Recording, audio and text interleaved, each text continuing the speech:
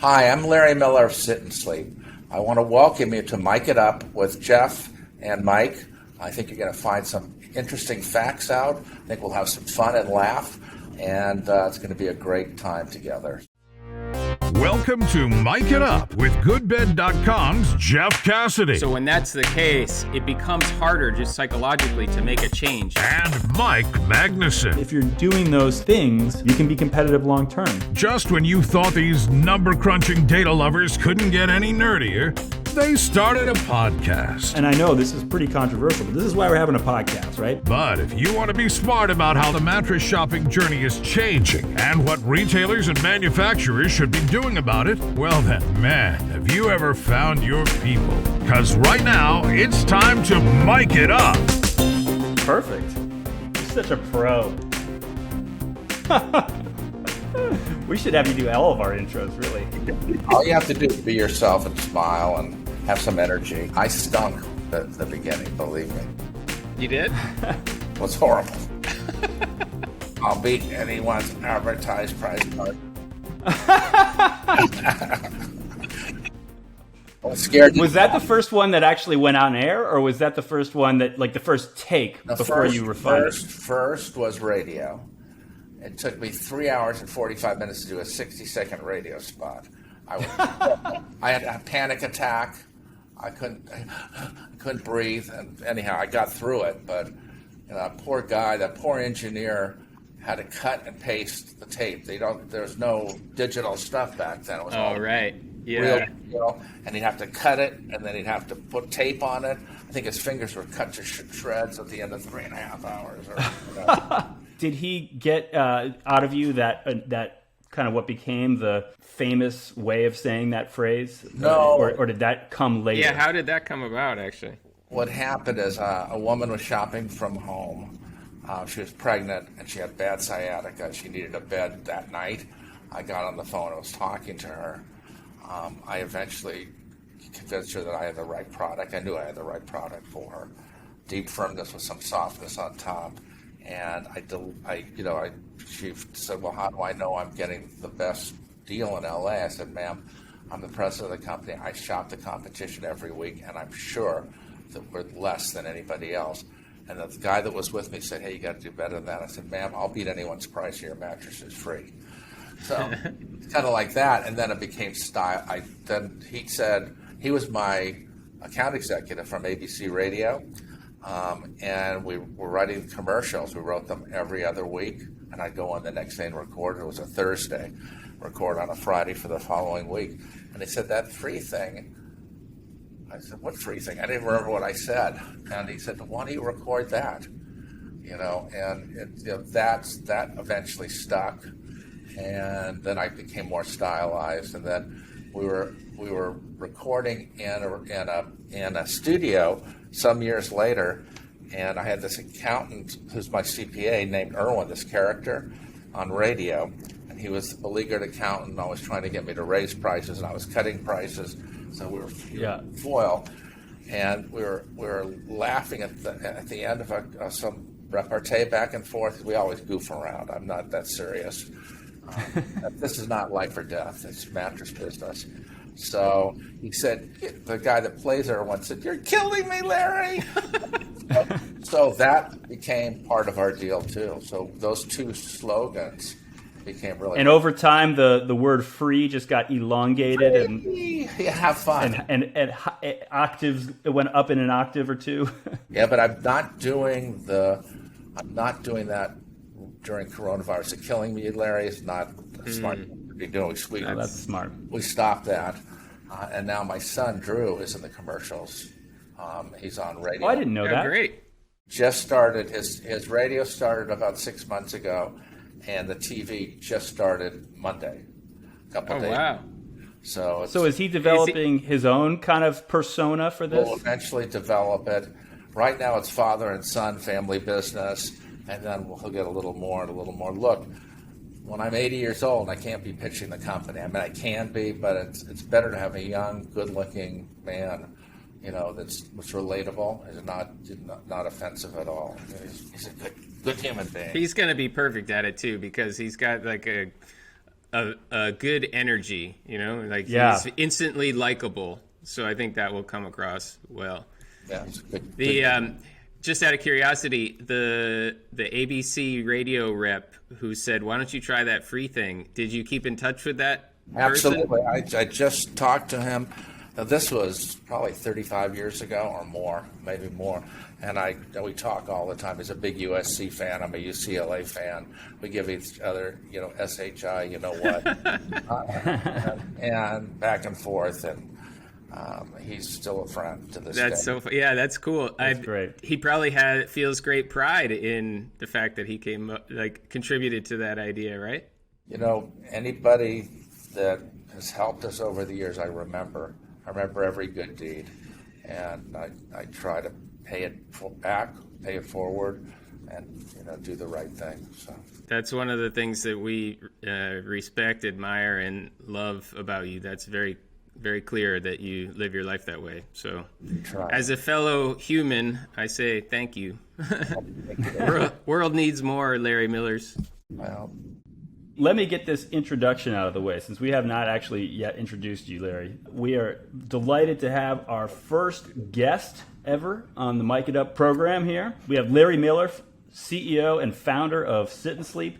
Just to give a brief background on Larry, I think everyone in this industry pretty much knows who Larry is, but for those who have been under a rock for the last 43 years, Larry started this business back in 1978 with his dad. Previously, he was in the convertible sofa business, and so he started this as Sit and Sleep, a business selling futons, daybeds, and sofa beds with a single store in Culver City, California. Those were tough early days.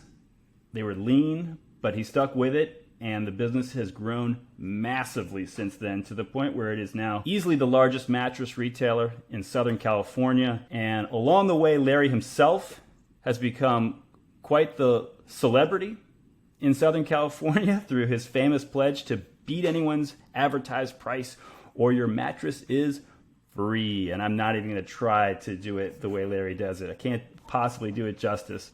Today, Sit and Sleep has 38 stores that are big superstores with an average square footage of over 8,000 feet. They span across the entire LA metro area, from Orange County out to San Bernardino and Riverside. At the same time, the business that started with Larry and his dad is still in very many ways a family business, with his partner Nelson Bercier by his side, along with Larry's son Drew and Nelson's sons Nate and Jeremy also in the business. It is a pleasure to welcome our guest today, Larry Miller.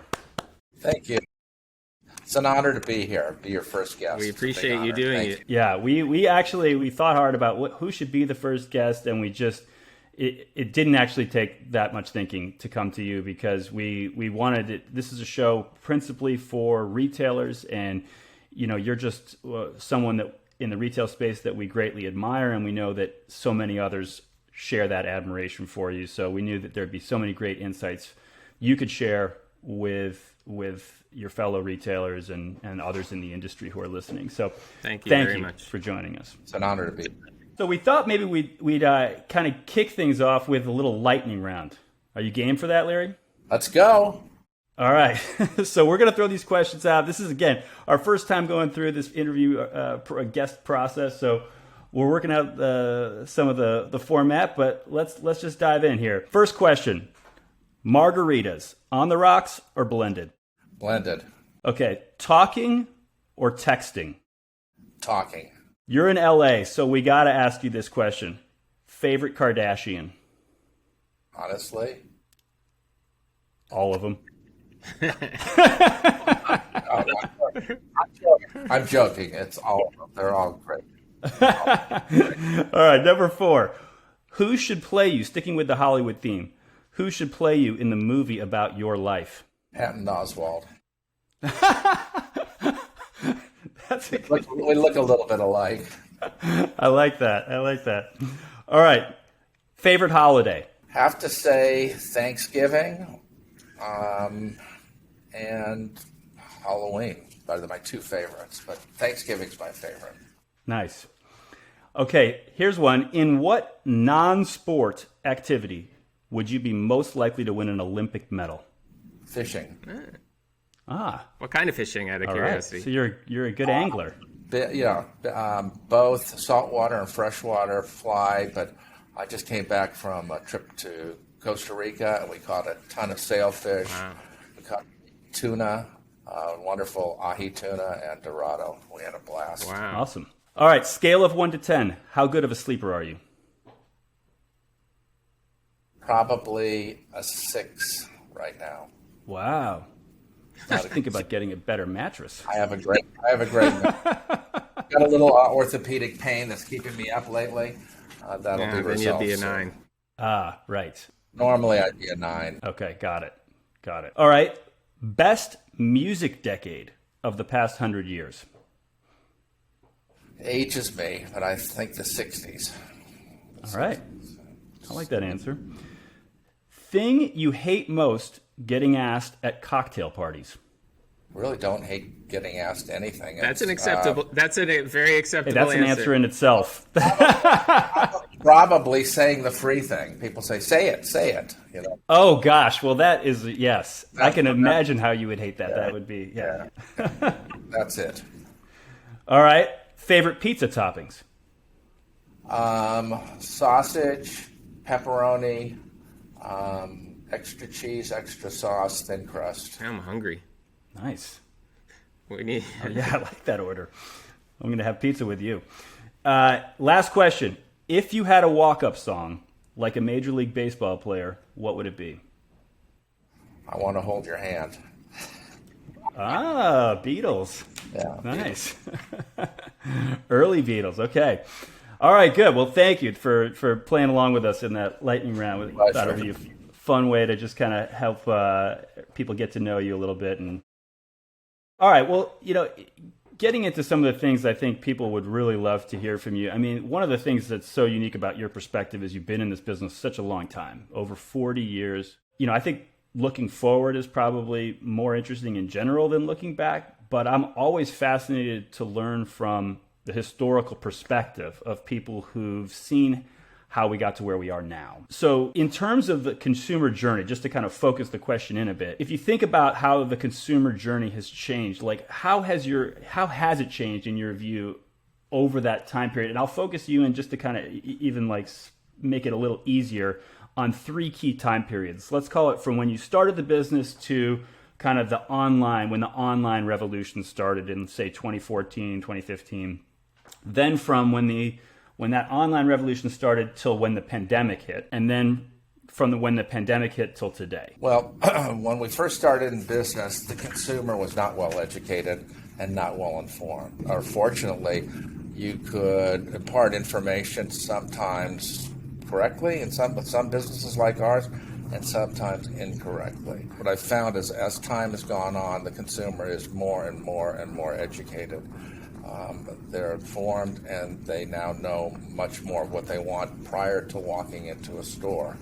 I think that the advent of the digital world has forced us kicking and screaming to change, and thank God we have. It's really been an integral component of our business in educating the consumer and imparting knowledge so that they would come into the store, deal with us from a position of strength and knowledge rather than a position of weakness. We want the consumer to be satisfied, and I think that well-educated consumers are more likely to be satisfied with their purchase and comfortable.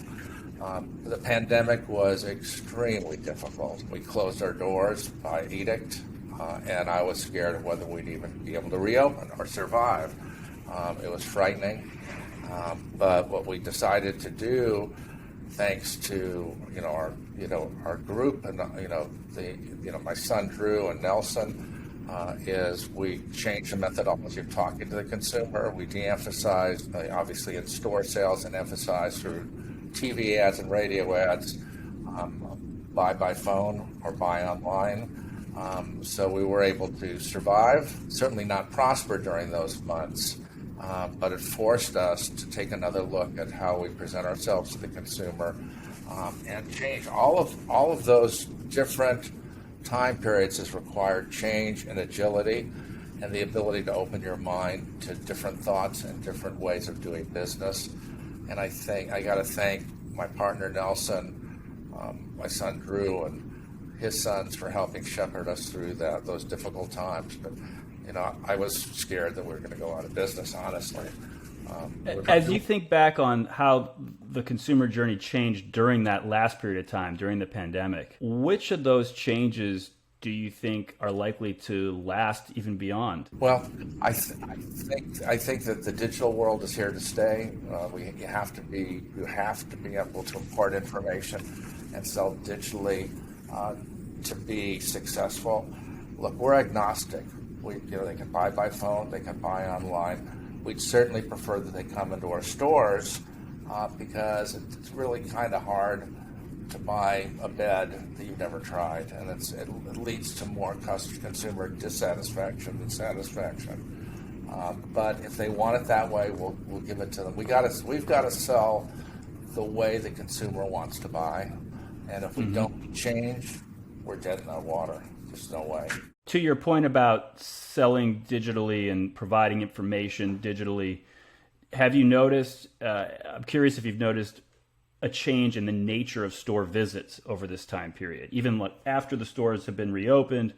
Have you noticed any change to, for example, more visits that are shorter, or kind of have a different, hey, I'm more here on a confirmatory basis, kind of get in, make sure the mattress that I've already kind of researched online fits what my expectations were, and now I'm just gonna, you know what I'm saying, as opposed to I'm coming here completely cold.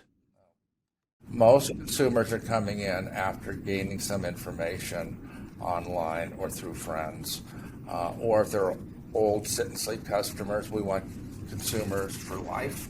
We don't want guests to just come in one time and buy. And if we've done a good job with all of those things, they'll be more comfortable, better informed, which we want, and more likely to make the right choice for their mattress.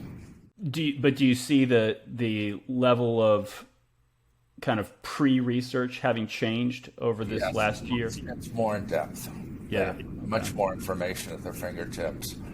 And it just encourages us to continue this direction of being straight, honest, and informative, and that'll win the battle long term with the consumer. Just do the right thing by them, treat them the way we want to be treated.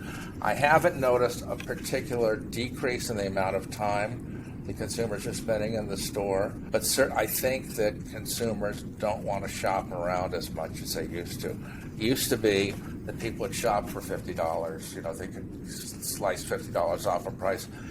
We don't see that as much nowadays. We see them coming in well-educated, ready to make a decision, and if we give them the right reasons to make the purchase, they will do that. So the closing ratio is better now than it was before. Our tickets has grown considerably, so we're seeing some dynamic changes. We've had a huge influx of business since President's Day. It's been pretty phenomenal. We'll see what happens with the consumer. I think a lot of consumers have delayed purchasing a mattress over the years. They've been home, staying in bed more, and they're concentrating on the home more than travel, restaurants, sporting events, ways to spend the money. So I think the home furnishings industry and mattresses have gotten a bigger share of the consumer dollar. Yeah. Great. That's interesting, what you said about just the consumers coming in more ready to buy, not planning to visit multiple stores as often. That ties to things that we're seeing and hearing as well, that people are kind of doing, again, more of that research online so that when the store visit happens, it's not like their first step in the process where they intend to go then visit multiple stores and do all that. It's later in the process and more at a stage where they're ready to pull the trigger and make that purchase. The endorsement of your company to Sit and Sleep has been valuable also. That's added to our credibility, and I really appreciate what you've done for Sit and Sleep. It's been tremendous. Thank you. That's well, you earned that's it. great to hear. One question. So when the pandemic hit and you all sat down and said, all right, how are we going to overcome this challenge? What were some of the programs, changes to your website, changes to things you're doing digitally or whatever they may be, that had the biggest impact in getting you through? What were the ones that you look at and say, this program or this change was one of the most successful? Instead, I think that we changed the tonality of our advertising completely, talking about providing the services, goods and services they need and want immediately, and talking about once we reopen, a safe environment, personal protective devices we give the consumer, a clean, safe store environment, mask requirements, hand sanitizer, all that made the consumer feel more comfortable coming back to the shopping cycle. It's certainly beneficial for every retailer to get the consumer in, because it's very possible that they'll think they're going to buy a $9.99 set when they see the quality difference of a $15.99 set or a $19.90 set or more. They might get that. They're not going to see the quality difference online. And it's a little easier when you're speaking to the consumer to explain it, but it's still, it's not the same. It's just not the same as coming into the right environments. The winners in the future are going to be great retail on the floor, great associates, great digital, and the ability to sell any way the consumer wants to be sold. That'll be the winning companies, winning companies. Shifting gears, or I guess not even shifting gears, but sort of you're looking ahead and making that statement. As you look ahead, what do you see on the horizon in the terms of risks that concerns you, whether your business or to the industry at large? Well, there's always, being in business entails risk, no matter what, even if you got everything right. I think the biggest risk is retailers, sellers not touching all the bases, not being prepared, and not being ready for the consumer of 2021 and on. I think that we can write our own tickets of success or failure depending upon what actions we take to invest in our businesses and to fulfill the consumer's wants, wishes, and demands in a great way, in a pleasant way, and be as positive as possible. Are you referring mostly to how the consumer wants to shop, or the products they need? The products that they want, and be attuned to the heartbeat of the consumer. If you got all that going for you, you got a greater chance of success. And also investing in people is critical. I mean, one of probably our most important asset are all the city people that work throughout our chain, the people in our DC, the people in delivery, the people in accounting and customer service are critical to the success of this business and everybody's business. How you had mentioned this in previous conversations with us, but obviously not today. What are some of the things you do to help attract and recruit great people, and then kind of bring them up through the company? Our pay scale is among the best in the industry, or maybe the best, I don't know, but certainly in our Southern California environment, the best. What we try to do is give our associates the right health care package, the right vacation package, the right 401k, the right match, and the right dump in every year. I would love associates to come to work for us, work for 25 years, and walk away with a lot of money in their 401k. And we have a lot of people in the 20-year plus category right now. That's impressive. If we take care of them, I think they'll take good care of us. I think it's a symbiotic relationship, and understanding that it's not us against them at all. It's us with them, trying to fulfill what the consumers want. That breeds success. So we're all on the same team, and whether, unfortunately for Nelson and I, whether they're cleaning a toilet, lifting something. Well, I can't lift right now with my bones the way they are, but we understand that, and we've done it all. We've done the delivery. We've sold on the floor. We've cleaned toilets, we've done unloaded trucks, whatever has to be done, we've done. So we have empathy for everybody in the company, and the same's true for Drew. Nate has done a lot of that, and Jeremy's done a lot of that. So all of our future leadership understands and appreciates and respects each associate here at Citizens. Speaking of the concept, we're all in this together, but kind of applying that more broadly, we've noticed there's been instances where sometimes the industry, by working together, can solve a problem or capitalize on an opportunity if everybody kind of works together, but kind of getting that cooperation of everyone working together isn't always the easiest thing to do. Is there anything in your mind where you're just like, man, I wish my fellow retailers would kind of get on board with this concept and we could all benefit if we did that? I think we've done a poor job of selling sleep and the importance of sleep. Thank God there's a lot of PR out there now that's not from us, but from known health experts, from CDC to various major universities showing how important sleep is. And I think that if there was a way to put a little bit of load in each bed, just to talk about sleep, so that we could, as an industry, like Got Milk or whatever else, almonds or avocado ads, whatever. It's not specific to a store or a brand. It's specific to our category. I think we've done not a good job of extolling the benefits of a great night's sleep and educating the consumer as to how it can improve their quality of life, their mental acuity, their production, and their personal relationships with family, wives, friends, or whatever. It's just a very important component of life, and I don't think we talk enough about that. That's really interesting. So my suggestion is, $20 load or $30, whatever, load in each bed from X price point to Y, and then maybe for lower price points, half of that, but we would have millions of dollars to spend. The problem is getting everybody to agree to it, and I've suggested it, and people think great idea, but nobody wants to do it, unfortunately. So yeah, maybe rethinking that would be very beneficial to our industry. That's it. Yeah, I hadn't thought of the got milk kind idea. of comparison. A got sleep type of campaign. Got sleep. Yeah. Exactly. Well, it's so true what you say. I mean, when any of us suffers from any of those things, lack of productivity, irritability, just fatigue, stress, we tend not to think about, well, maybe I'm not getting the best night's sleep that I could. You just sort of.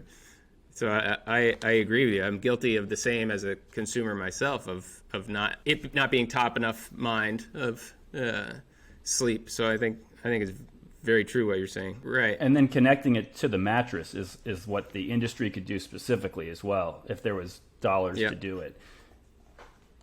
So that's a whole nother level, because that's the part that maybe the media isn't doing as much. I mean, these external parties that you referenced that are actually making some headway in terms of promoting the importance of sleep, I think that's very true, but they haven't necessarily drawn that connection in the consumer's mind to the mattress. Yep. Right. And maybe this is the best opportunity we've ever had, in a sense, to do that, since at least sleep itself is more top of mind than it ever has been. Absolutely. So now there's a ready opportunity to then take something that's top of mind and just now connect the dots to this product category, as opposed to having to elevate sleep and connect the dots to this product category. That would be a much taller order. So it's a really cool idea. Thanks. I'm interested also. One of the things, Sit and Sleep having such big stores, you guys carry a wide array of brands. We do. And it's everything from really all the major traditional store brands and then some, but also some of the biggest online brands. Yes. You've got Casper, Nectar, DreamCloud, Lisa. You've got the Hybrid Infinity brand that you guys pioneered. I guess I'm curious to know, how did you make the decision to carry online brands?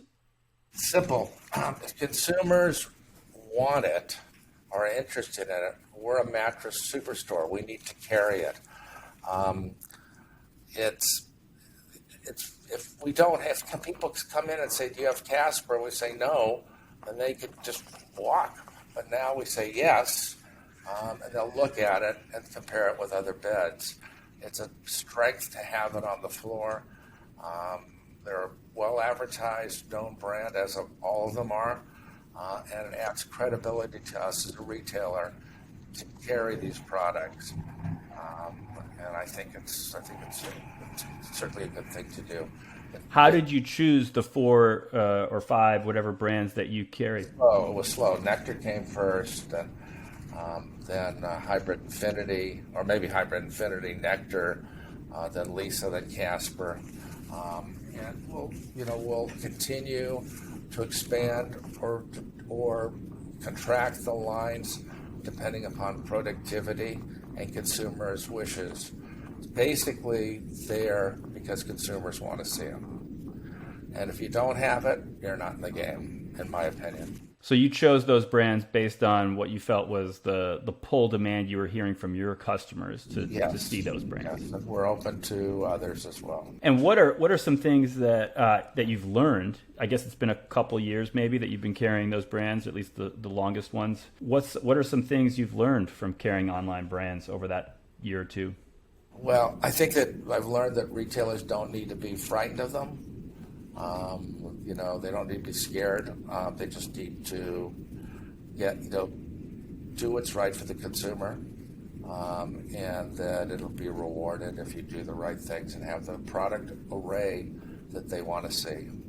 It's all about that. It's all about the consumer. If we don't have it, we're not in the game. Having had the experience of carrying those online brands, has that changed in any way what you look for in any brand?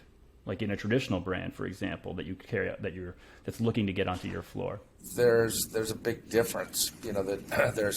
We have long-term relationships with most of our big brands, or traditional brands. They've helped us grow along the way. As we've expanded our business, they've helped us. The online brands are new to the party, but still appreciated. There's a difference in long-term relationship. We'll see what happens. I think it's the right move. I think Nelson is probably one of the best merchandisers in the business, if not the best. And I'm proud of the assortment he's attracted and kept and grown in our business. Are there things that you think that, based on your experience with these online brands, the traditional brands kind of need to step up their game or improve? I think they're all doing it now. I think that they're all aware, and they've shifted some of their products to the packing that we used for the online product. It's easier. It's also easier to ship. Obviously, if you want to ship UPS or FedEx or whatever. So we've learned a lot from that. And I think the brands have learned a lot from them. So they're all responding. Pretty much all the major brands are. What about in the other direction? What are there some areas where online brands can still improve and perhaps learn from the traditional brands? I think in helping marketing funds more will be an important eventual transition. Meaning co-op? Yeah, co-op is a critical portion of our ad budget. Mm-hmm. So, we'll see what happens with that. But I think as we prove our worth and our relationship to both our online and continued worth to our traditional manufacturers, things will work out. What about to the product itself? Because I remember when this first started to happen, the online brands were starting to show up on traditional floors alongside these traditional brands. A lot of folks who've been in the industry a long time were saying the thing about these online products is they look great in a picture on the web by themselves, but when they're on a sales floor next to these products that are taller, cushier, they just look a little bit more nuanced and intricate in their design. They're not going to look as appealing. And it kind of makes sense in theory. Like there's been sort of a survival of the fittest Darwinian process by which all these traditional store brands have evolved based on their ability to attract interest on a sales floor, whereas these online brands haven't evolved for that. They've evolved for the ability to attract interest on the web in pictures by themselves. I think that what will happen is with time, they'll change their visual dynamics. And I think that for them to be successful long term, they've got to do all of that. They've got to, they'll eventually improve their look, and the feels are pretty much okay. It's you can't. Some people have said that some of the online product does not look as good as some of the major manufacturers' product at similar price points, but they're going to win or lose based upon their marketing, consumer awareness, and distribution increases. They have to increase their distribution to be relevant to the future. So I think that the market will dictate what they do. To that point, do you have any sense for the people who come in specifically looking for one of those online brands, the percentage who end up buying that brand versus buying something else? Well, if they create the traffic, we of course will show it to them and try to sell that product, because they're helping our turns at our door, and we have to be appreciative and thank them for that. The worst thing one can do is discourage somebody from buying what they first want to see. Just not the way to do it. Right. We don't, bait and switch. And as a matter of fact, in our memorial ad, we're emphasizing Casper for the first time. So we want them all to be successful. We want all our vendors to be successful. Time will tell what happens with them. Yeah. At the same time, when they come into your store, they're going to see 100 options, or something like that. Normally, people, they have a desire. It's if you show them that product, and of course they'll see other products. But I think a lot of the traffic that they create are sold those products. Mm-hmm. Got it. So a lot of the people who come in for those products, they are pre-inclined, and you're going to take them right to that product. And okay. But you're not finding that their eyes get turned in other directions once they come to the store. Sometimes, yes, but they're exposed to a lot of traffic in our stores, much more so than not being in our stores. We've got X number of consumers; they're going to see those products. So, what about in the other direction? How often does it happen? A lot where people come in the store, maybe not necessarily looking for one of those products, and then they're just browsing the aisles and they see, I read about this on my Facebook feed. 100%. That happens every day. Well, then that's their benefit. So they've invested the money, to create traffic and awareness. So they should be rewarded for what they're investing. Yeah, makes sense. Well, I guess I have one question. I want to be sensitive to your time because we've been here about an hour. Seems like 2 minutes to me. A lot of fun. Well, before we totally wrap up, I do want to ask you: is there anything that I didn't ask you that you think is important? I think you hit a lot of the big issues and concerns. I do think this is an unusually positive opportunity for our industry. And I think stores need to manage their inventory as aggressively as possible. It's important to have a substantial inventory to take care of consumer demand. Nobody wants to come in and hear they can't get their mattress for 5 or 6 weeks. That's a non-starter. So I highly recommend that the retailers invest more as much as they can, because I know there's some limitations, and work on their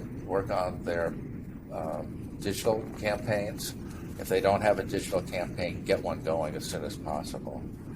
So it's not a cure-all and it's not instant. It's a matter of trial and error. And we've spent millions and millions of dollars to improve our digital, look, feel, and campaign. And we're probably going to go through another renovation, even though ours is pretty much as good as most.